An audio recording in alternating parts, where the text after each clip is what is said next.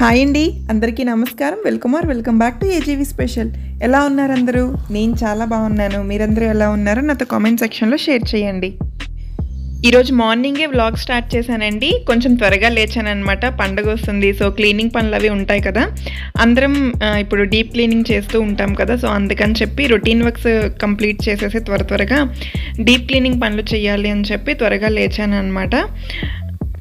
So ఈరోజైతే ఇలా plan చేశాను డీప్ క్లీనింగ్ చేద్దామని.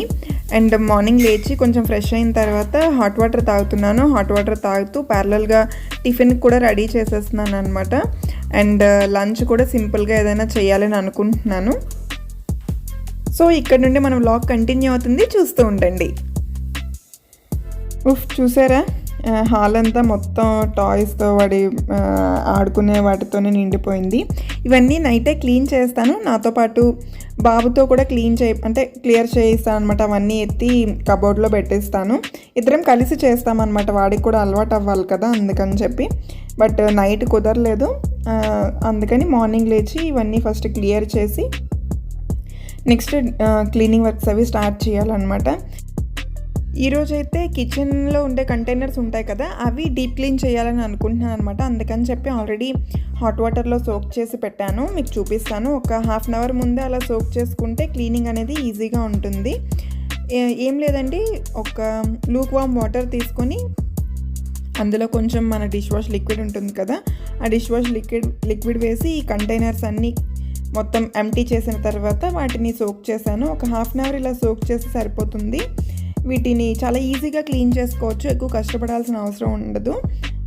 స్టీల్ కంటైనర్స్ అన్నీ ఆల్రెడీ క్లీన్ చేసే ఉన్నాయండి. అవి ఏంటంటే ఎప్పటికప్పుడు క్లీన్ చేసేస్తూ ఉంటాను. బట్ ప్లాస్టిక్వి కొంచెం తక్కువ వాడటానికి ట్రై చేస్తాను అనమాట. అంటే ప్లాస్టిక్ని కొంచెం అవాయిడ్ చేయాలి అని. అందుకే అవి రెగ్యులర్గా క్లీన్ చేయడం అవ్వదు. సో ఇలా డీప్ క్లీనింగ్ ఎప్పుడైనా పండగ టైంలో లేదా ఒక 3 monthsకి ఒకసారి మాత్రమే క్లీన్ చేస్తాను అనమాట.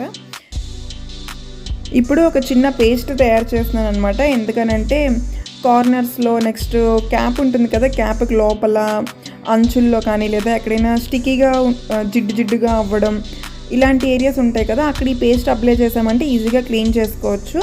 ఏం లేదు, డిష్ వాష్ లిక్విడ్ మీరు ఏదైతే యూస్ చేస్తున్నారో అందులో కొంచెం లెమన్ స్క్వీజ్ చేసి బేకింగ్ సోడా ఉంటే బేకింగ్ సోడా కూడా వేయొచ్చండి. దాంతో కూడా చాలా త్వరగా క్లీన్ అయిపోతాయి. ఈ 3 కలిపి ఒక చిన్న పేస్ట్లా చేయాలి.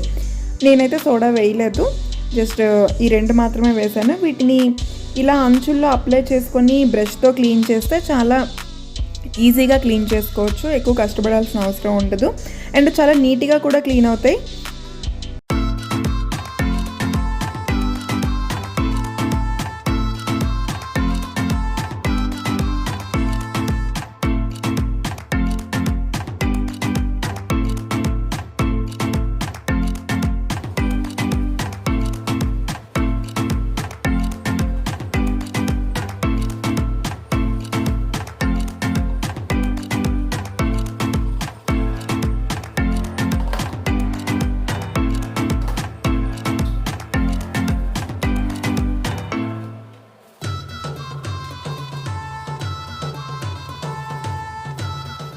సో ఇలా క్లీన్ చేసేస్తానండి. క్లీన్ చేసిన తర్వాత నార్మల్గా వాటర్తో మళ్ళీ ఒకసారి క్లీన్ చేస్తాం కదా, అలా క్లీన్ చేసేసి నీట్గా కిచెన్ టవల్ ఏదైనా ఉంటే ఆ కిచెన్ టవల్తో తుడిచేసి కొంచెం సేపు అట్లీస్ట్ ఒక హాఫ్ అన్ అవర్ అయినా ఎండలో పెడతానమాట.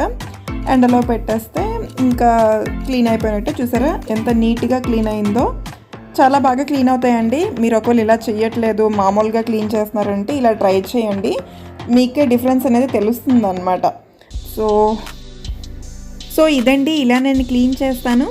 మీరు ఎలా క్లీన్ చేస్తారు, మీరు ఏ టిప్స్ ఫాలో అవుతారు అనేది నాతో కామెంట్ సెక్షన్లో షేర్ చేయండి, సో దట్ నేను కూడా తెలుసుకుంటాను.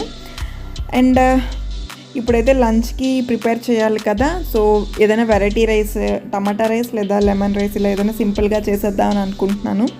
ఎందుకంటే ఇదంతా ఎక్స్ట్రా వరకు టైం పడుతుంది కదా, అందుకని సింపుల్గా టమాటా రైస్ చేసేస్తున్నాను అనమాట.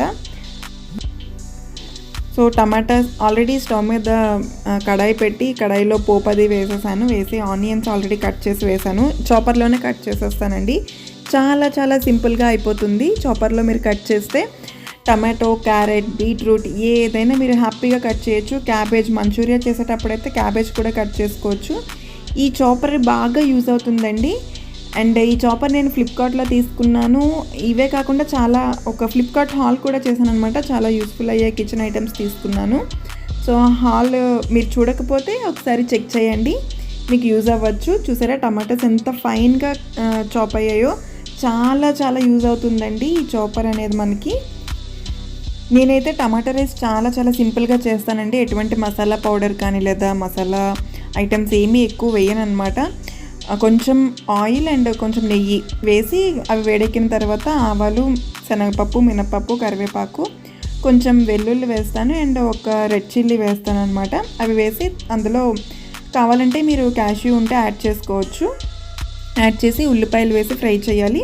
అవి కొంచెం కలర్ చేంజ్ అయిన తర్వాత అందులో కొంచెం కారం, ధనియా పౌడర్, జీరా పౌడర్ వేయాలి. వేసిన తర్వాత ఈ టమాటోస్ చాప్ చేసి టమాటోస్ వేసేయాలి. తర్వాత ఎంత మీకు టేస్ట్కి తగినట్టు ఉప్పు వేయాలి. అంతేనండి. ఇది బాగా మగ్గించాలన్నమాట. టమాటో అనేది కొంతమంది జ్యూస్లా చేసి వేస్తారండి, బట్ ఇలా చేసి వేస్తే టేస్ట్ ఇంకా బాగుంటుంది జ్యూస్ చేసే కన్నా. ఇప్పుడు ఏంటంటే మనం కొంచెం వాటర్ యాడ్ చేసి బాగా మగ్గించాలి. అంటే జ్యూస్ వేస్తే మనకి ఎలా టెక్స్చర్ వస్తుందో అలా వచ్చేలా మగ్గించాలి. ఇలా మగ్గించడం వల్ల టేస్ట్ అనేది చాలా బాగుంటుంది. అండ్ మగ్గించడానికి ముందు అంటే కొంచెం వాటర్ యాడ్ చేసిన తర్వాత మూత పెట్టి మగ్గిస్తాం కదా, దానికన్నా ముందు ఏంటంటే ఒక గ్రీన్ చిల్లీ వేయాలి. ఆ ఫ్లేవర్ కూడా యాడ్ అవ్వడం వల్ల మనకి టేస్ట్ అనేది చాలా బాగుంటుంది. టొమాటోస్ బాగా మగ్గిన తర్వాత ఒక స్పూన్ నెయ్యి యాడ్ చేయాలండి. ఇది అస్సలు స్కిప్ చేయొద్దు. నెయ్యి వేయడం వల్ల చాలా మంచి టేస్ట్ వస్తుంది. అండ్ మసాలా ఏం వేయం కాబట్టి పిల్లలకు కూడా పెట్టచ్చు హ్యాపీగా. అంతేనండి. ఇలా కొంచెం జ్యూసీగా ఉన్నప్పుడు రైస్ ఆల్రెడీ ఈ సైడ్లో కుక్కర్లోనే వండేసాను. ఆ రైస్ ఇందులో కలిపేయడమే. సో ఇదండి ఈరోజు వీడియో. ఈ వ్లాగ్ని ఇక్కడితో ఎండ్ చేసేస్తున్నాను.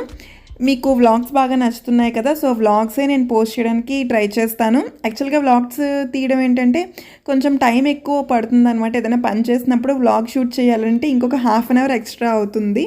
అందుకని చెప్పి వ్లాగ్స్ తీయడం లేదు. బట్ నేను రెగ్యులర్గా వ్లాగ్స్ పోస్ట్ చేయడానికి ట్రై చేస్తాను. మీరు ఇలానే సపోర్ట్ చేస్తూ ఉండండి. Thank you for watching. And ఈ వీడియో మీకు నచ్చితే please do like, share and subscribe చేయకుండా చాలామంది మన వీడియోస్ చూస్తున్నారంటే వాళ్ళందరికీ నా request, please do subscribe. Bye bye, take care.